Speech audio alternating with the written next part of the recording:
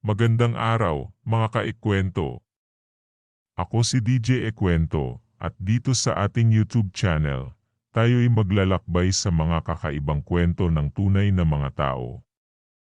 Sa araw na ito, tatalima tayo sa kwento ng mga mag-aaral ng nursing sa De La Salle University. Isang kwento ng kababalaghan na nagdulot ng takot at lagim sa kanilang buhay.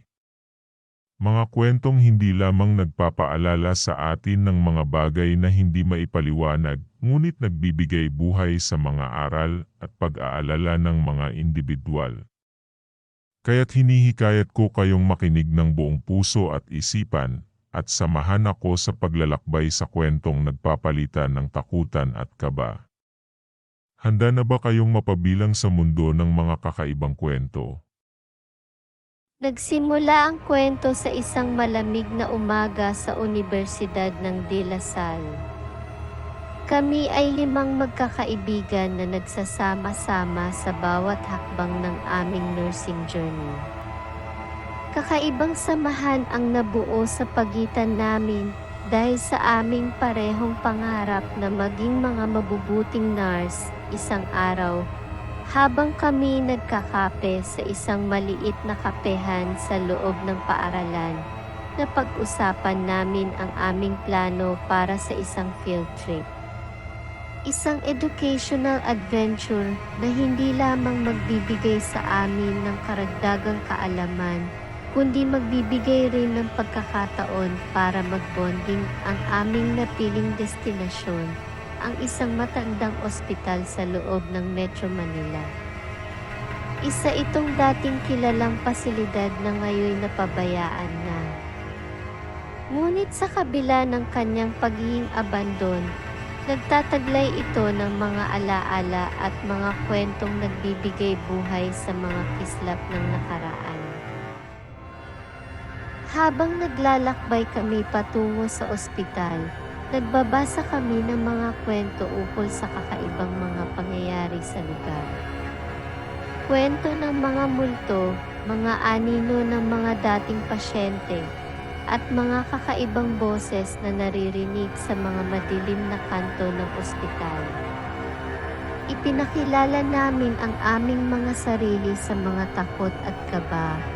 Ngunit sa kabila nito'y mas lalo kaming naging determinado na ituloy ang aming plano. Nang makarating kami sa ospital, agad naming napansin ang kakaibang atmosfera ng lugar. Habang kami pumapasok sa malalawak na pintuan, nadama namin ang paglamig ng hangin na tila bang nagmumula sa mga kaluluwa ng mga dating pasyente. Bawat yapak ay parang may kakaibang dagundong na nagmumula sa kailaliman ng lupa. Naglakad kami sa mga pasilyo ng ospital, nag-aalab ang aming kuryosidad sa mga nakaraang pangyayari sa bawat kwarto. Naririnig naming ang mga hibik ng mga gamot na nakaraang nabuo sa loob ng mga dingding. Sa isang sulok, napansin namin ang mga bahay bata na dating ginamit para sa mga batang may sakit. Hindi namin napigilang maimagine ang mga munting boses ng mga batang pasyente na naglalaro sa mga pasilyo. Ngunit kasabay nito ay ang kakaibang biglaang pag-ikot ng mga electric fan sa mataas na bilis. Nawala ang aming mga ngiti sa aming mga labi, at sa halip ay napalitan ito ng pangamba. Isang mahabang gabi ang naghihintay sa amin sa loob ng ospital. Kami ay nag-set up ng aming mga sleeping bags sa gitna ng malalawak na pasilyo. Habang kami nagkukumustahan, unti-unti naming nadama ang pagbaba ng temperatura.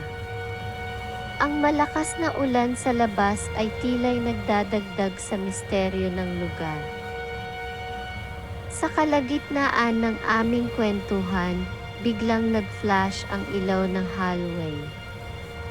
Lahat kami ay napatingin sa direksyon ng kanyang pagmulat. Ngunit pagmulat namin, Nakita namin ang kakaibang paggalaw ng mga kurtina sa dulo ng hallway. Parang may pumipilit itong buksan ang sarili.